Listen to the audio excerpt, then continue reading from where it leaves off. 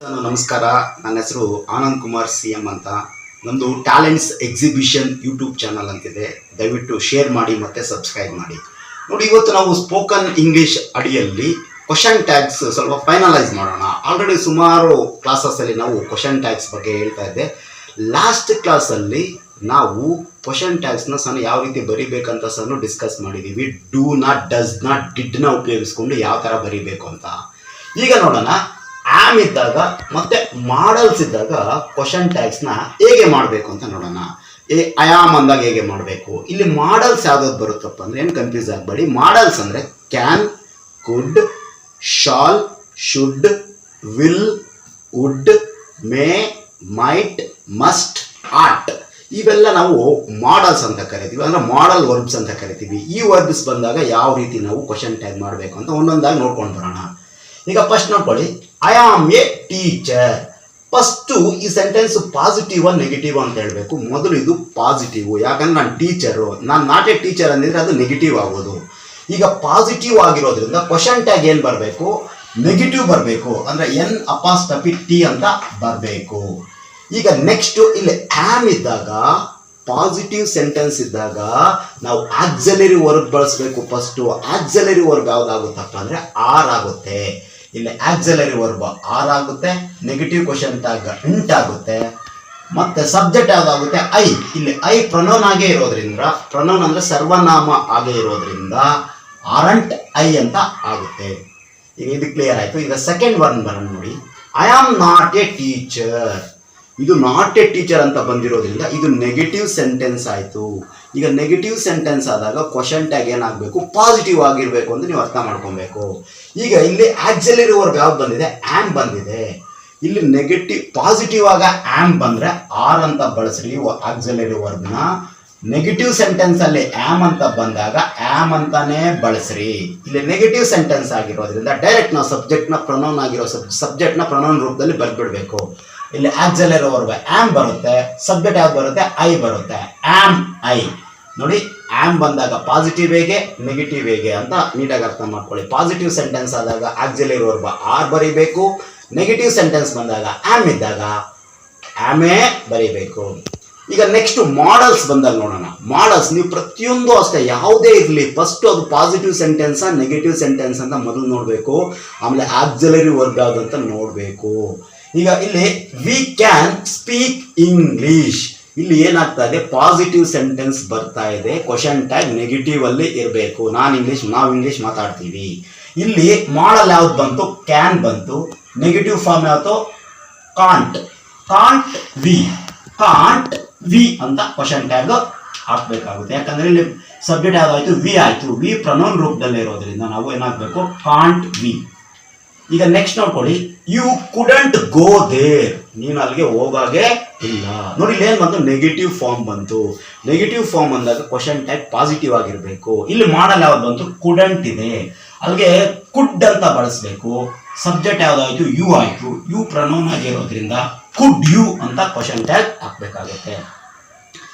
Next ನೋಡಿ, will ಬಂದಾಗ ಹೇಗೆ ಬರಬೇಕು. ವಿಲ್ ಬಂದಾಗ, ವಿಲ್ ಏನಾದರೂ ಪಾಸಿಟಿವ್ ಸೆಂಟೆನ್ಸ್ ಆಗಿದ್ದಾಗ ಕ್ವಶನ್ ಟ್ಯಾಗು ವೋಂಟ್ ಅಂತ ಬರಬೇಕು. ವಿಲ್ ಅಂತ ಎಲ್ಲಾದರೂ ಇರಲಿ, ಪಾಸಿಟಿವ್ ಸೆಂಟೆನ್ಸ್ ಇತ್ತು ಅಂದರೆ ಕ್ವಶನ್ ಟ್ಯಾಗ್ ವೋಂಟ್ ಅಂತ ಹಾಕ್ಬಿಡ್ಬೇಕು.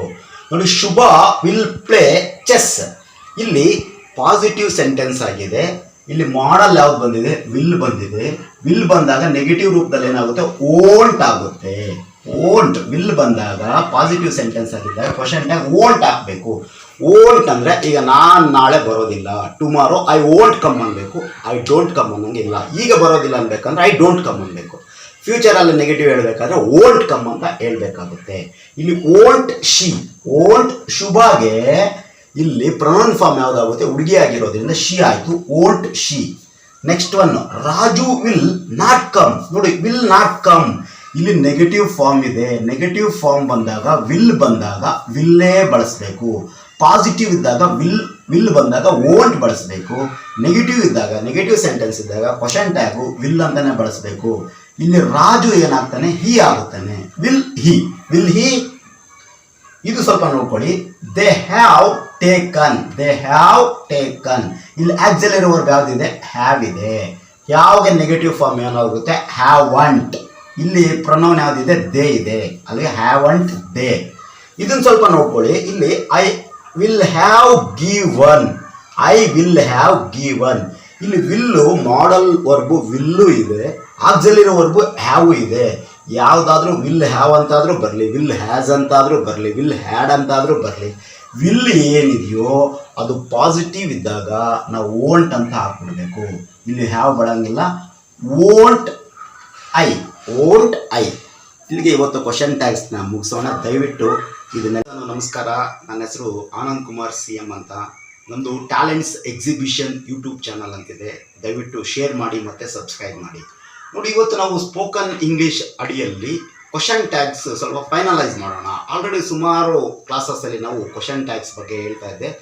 ಲಾಸ್ಟ್ ಕ್ಲಾಸಲ್ಲಿ ನಾವು ಕ್ವಶನ್ ಟ್ಯಾಗ್ಸ್ನ ಸಹ ಯಾವ ರೀತಿ ಬರಿಬೇಕಂತ ಸಹ ಡಿಸ್ಕಸ್ ಮಾಡಿದ್ದೀವಿ. ಡೂ ನಾಟ್, ಡಸ್ ನಾಟ್, ಡಿಡ್ನ ಉಪಯೋಗಿಸ್ಕೊಂಡು ಯಾವ ಥರ ಬರಿಬೇಕು ಅಂತ. ಈಗ ನೋಡೋಣ, ಆಮ್ ಇದ್ದಾಗ ಮತ್ತು ಮಾಡಲ್ಸ್ ಇದ್ದಾಗ ಕ್ವಶನ್ ಟ್ಯಾಗ್ಸ್ನ ಹೇಗೆ ಮಾಡಬೇಕು ಅಂತ ನೋಡೋಣ.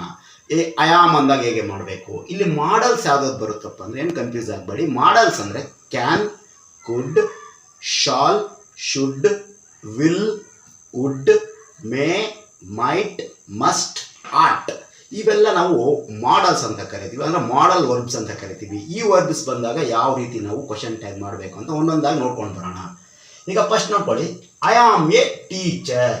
ಫಸ್ಟು ಈ ಸೆಂಟೆನ್ಸ್ ಪಾಸಿಟಿವ್ ನೆಗೆಟಿವ್ ಅಂತ ಹೇಳಬೇಕು. ಮೊದಲು ಇದು ಪಾಸಿಟಿವ್, ಯಾಕಂದ್ರೆ ನಾನು ಟೀಚರು, ನಾನು ನಾಟ್ ಎ ಟೀಚರ್ ಅಂದಿದ್ರೆ ಅದು ನೆಗೆಟಿವ್ ಆಗೋದು. ಈಗ ಪಾಸಿಟಿವ್ ಆಗಿರೋದ್ರಿಂದ ಕ್ವಶನ್ ಟ್ಯಾಗ್ ಏನು ಬರಬೇಕು, ನೆಗೆಟಿವ್ ಬರಬೇಕು, ಅಂದರೆ N' ಅಂತ ಬರಬೇಕು. ಈಗ ನೆಕ್ಸ್ಟು ಇಲ್ಲಿ ಆಮ್ ಇದ್ದಾಗ, ಪಾಸಿಟಿವ್ ಸೆಂಟೆನ್ಸ್ ಇದ್ದಾಗ ನಾವು ಆಕ್ಸಿಲರಿ ವರ್ಬ್ ಬಳಸಬೇಕು. ಫಸ್ಟು ಆಕ್ಸಿಲರಿ ವರ್ಬ್ ಯಾವುದಾಗುತ್ತಪ್ಪ ಅಂದರೆ ಆರ್ ಆಗುತ್ತೆ. ಇಲ್ಲಿ ಆಕ್ಸಿಲರಿ ವರ್ಬ್ ಆರ್ ಆಗುತ್ತೆ. ನೆಗೆಟಿವ್ ಕ್ವಶನ್ ಟ್ಯಾಗ್ ಇಂಟ್ ಆಗುತ್ತೆ. ಮತ್ತು ಸಬ್ಜೆಕ್ಟ್ ಯಾವುದಾಗುತ್ತೆ ಐ.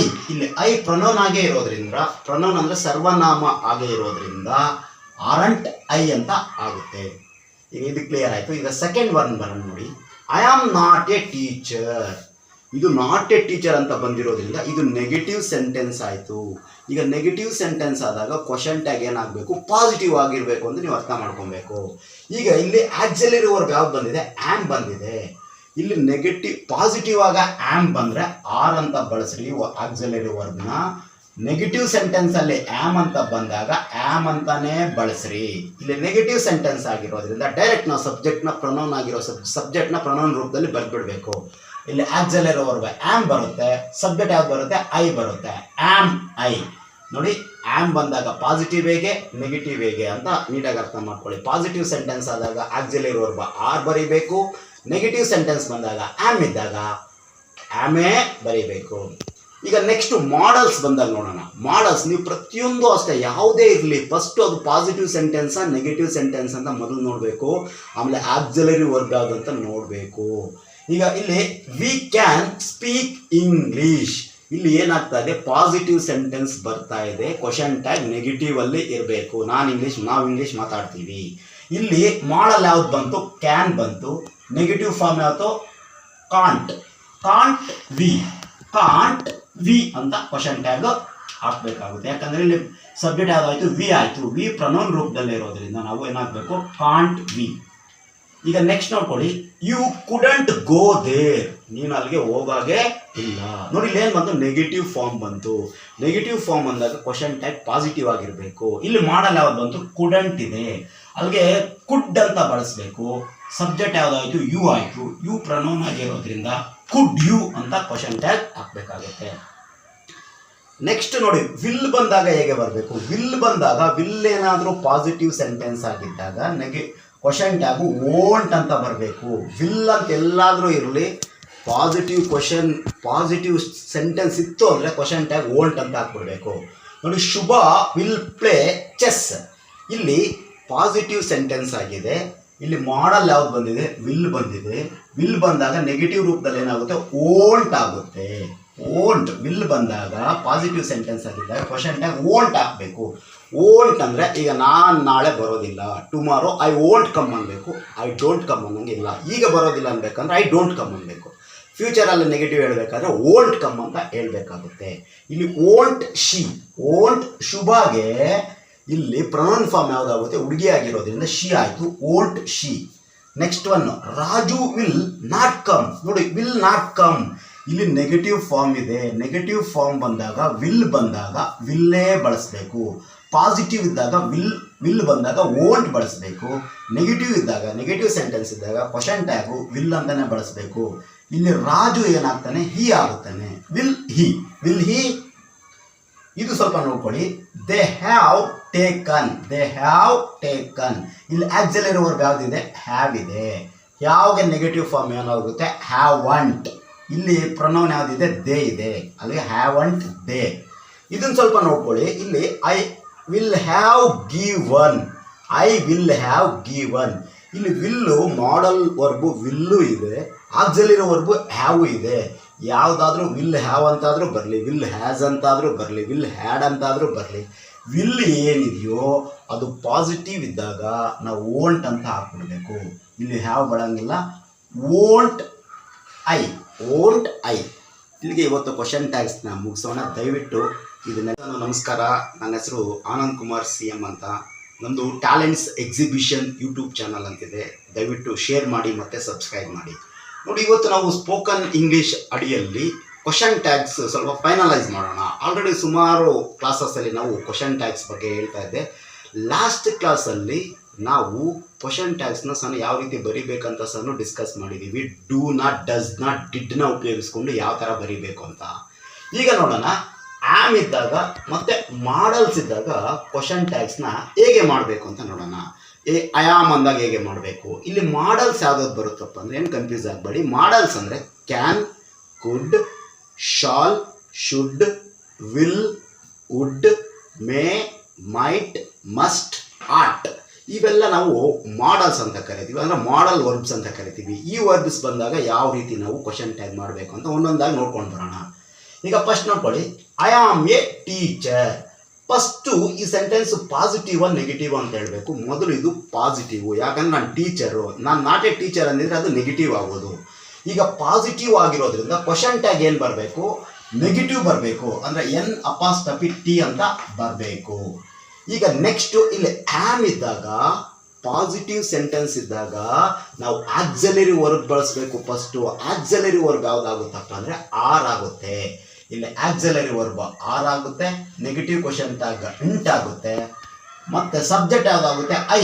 ಇಲ್ಲಿ ಐ ಪ್ರೊನೌನ್ ಆಗೇ ಇರೋದ್ರಿಂದ, ಪ್ರೊನೌನ್ ಅಂದರೆ ಸರ್ವನಾಮ ಆಗೇ ಇರೋದ್ರಿಂದ ಆರಂಟ್ ಐ ಅಂತ ಆಗುತ್ತೆ. ಈಗ ಇದು ಕ್ಲಿಯರ್ ಆಯಿತು. ಈಗ ಸೆಕೆಂಡ್ ಒನ್ ಬರೋಣ ನೋಡಿ. I am not A teacher.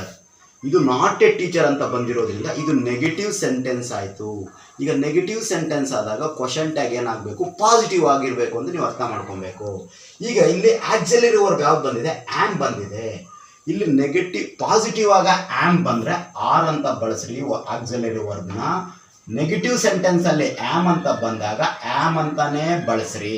ಇಲ್ಲಿ ನೆಗೆಟಿವ್ ಸೆಂಟೆನ್ಸ್ ಆಗಿರೋದ್ರಿಂದ ಡೈರೆಕ್ಟ್ ನಾವು ಸಬ್ಜೆಕ್ಟ್ನ ಪ್ರೊನೌನ್ ಆಗಿರೋ ಸಬ್ಜೆಕ್ಟ್ನ ಪ್ರೊನೌನ್ ರೂಪದಲ್ಲಿ ಬರೆದ್ಬಿಡ್ಬೇಕು. ಇಲ್ಲಿ ಆಕ್ಸಿಲರಿ ವರ್ಬ್ ಆಮ್ ಬರುತ್ತೆ, ಸಬ್ಜೆಕ್ಟ್ ಯಾವ್ದು ಬರುತ್ತೆ, ಐ ಬರುತ್ತೆ. Am I. ನೋಡಿ, ಆಮ್ ಬಂದಾಗ ಪಾಸಿಟಿವ್ ಹೇಗೆ, ನೆಗೆಟಿವ್ ಹೇಗೆ ಅಂತ ನೀಟಾಗಿ ಅರ್ಥ ಮಾಡ್ಕೊಳ್ಳಿ. ಪಾಸಿಟಿವ್ ಸೆಂಟೆನ್ಸ್ ಆದಾಗ ಆಕ್ಸಿಲರಿ ವರ್ಬ್ ಆರ್ ಬರೀಬೇಕು. ನೆಗೆಟಿವ್ ಸೆಂಟೆನ್ಸ್ ಬಂದಾಗ ಆಮ್ ಇದ್ದಾಗ ಆಮೇ ಬರೀಬೇಕು. ಈಗ ನೆಕ್ಸ್ಟ್ ಮಾಡಲ್ಸ್ ಬಂದಾಗ ನೋಡೋಣ. ಮಾಡಲ್ಸ್ ನೀವು ಪ್ರತಿಯೊಂದು ಅಷ್ಟೇ ಯಾವುದೇ ಇರಲಿ, ಫಸ್ಟು ಅದು ಪಾಸಿಟಿವ್ ಸೆಂಟೆನ್ಸಾ ನೆಗೆಟಿವ್ ಸೆಂಟೆನ್ಸ್ ಅಂತ ಮೊದಲು ನೋಡಬೇಕು. ಆಮೇಲೆ ಆಕ್ಸಿಲರಿ ವರ್ಬ್ ಯಾವುದು ಅಂತ ನೋಡಬೇಕು.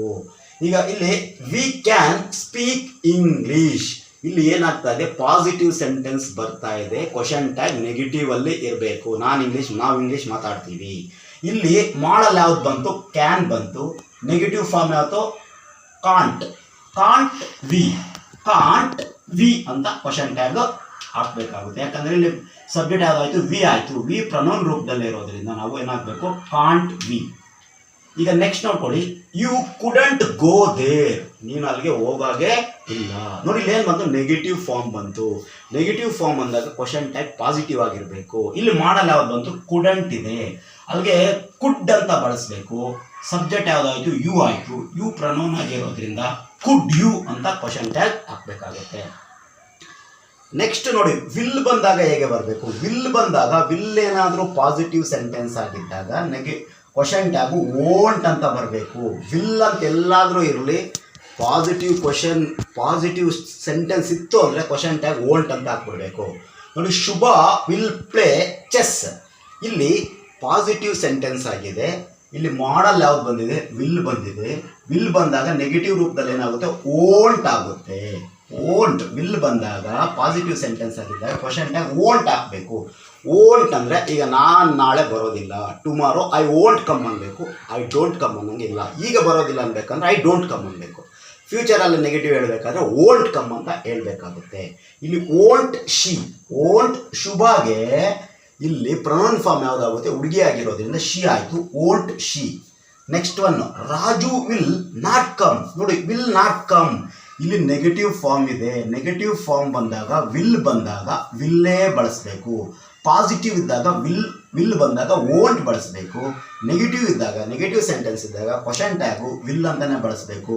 ಇಲ್ಲಿ ರಾಜು ಏನಾಗ್ತಾನೆ? ಹಿ ಆಗುತ್ತಾನೆ. Will he. ಇದು ಸ್ವಲ್ಪ ನೋಡ್ಕೊಳ್ಳಿ. They have taken. ಇಲ್ಲಿ ಆಕ್ಸಿಲರಿ ವರ್ಬ್ ಯಾವುದಿದೆ? ಹ್ಯಾವ್ ಇದೆ. ಯಾವಾಗ ನೆಗೆಟಿವ್ ಫಾರ್ಮ್ ಏನಾಗುತ್ತೆ? ಹ್ಯಾವಂಟ್. ಇಲ್ಲಿ ಪ್ರೊನೌನ್ ಯಾವುದಿದೆ? ದೇ ಇದೆ. ಅಲ್ಲಿಗೆ ಹ್ಯಾವಂಟ್ ದೇ. ಇದನ್ನು ಸ್ವಲ್ಪ ನೋಡ್ಕೊಳ್ಳಿ. ಇಲ್ಲಿ ಐ ವಿಲ್ ಹ್ಯಾವ್ ಗಿವನ್. ಇಲ್ಲಿ ವಿಲ್ಲು ಮಾಡಲ್ ವರ್ಬು ವಿಲ್ಲು ಇದೆ, ಆಕ್ಸಿಲರಿ ವರ್ಬು ಹ್ಯಾವು ಇದೆ. ಯಾವುದಾದ್ರೂ ವಿಲ್ ಹ್ಯಾವ್ ಅಂತಾದರೂ ಬರಲಿ, ವಿಲ್ ಹ್ಯಾಸ್ ಅಂತಾದರೂ ಬರಲಿ, ವಿಲ್ ಹ್ಯಾಡ್ ಅಂತಾದರೂ ಬರಲಿ, ವಿಲ್ ಏನಿದೆಯೋ ಅದು ಪಾಸಿಟಿವ್ ಇದ್ದಾಗ ನಾವು ಓಂಟ್ ಅಂತ ಹಾಕ್ಬಿಡ್ಬೇಕು. ಇಲ್ಲಿ ಹ್ಯಾವ್ ಬಳಂಗಿಲ್ಲ. Won't I. ಇಲ್ಲಿಗೆ ಇವತ್ತು ಕ್ವಶನ್ ಟ್ಯಾಗ್ಸ್ನ ಮುಗಿಸೋಣ. ದಯವಿಟ್ಟು ಇದನ್ನ